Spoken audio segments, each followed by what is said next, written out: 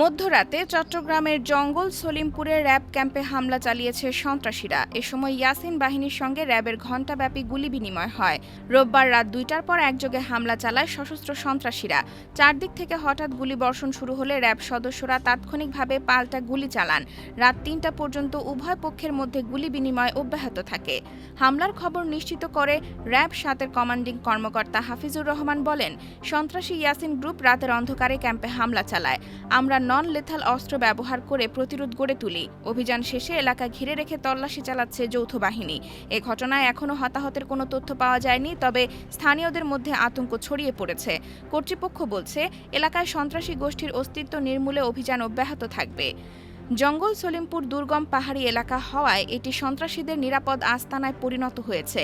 গত ১৯ জানুয়ারি সীতাকুণ্ডের জঙ্গল সলিমপুরে সন্ত্রাসীদের হামলায় র্যাবের উপসহকারী পরিচালক মোতালেব হোসেন নিহত হন। এ ঘটনার পর সেখানে ক্যাম্প স্থাপন করে র্যাব।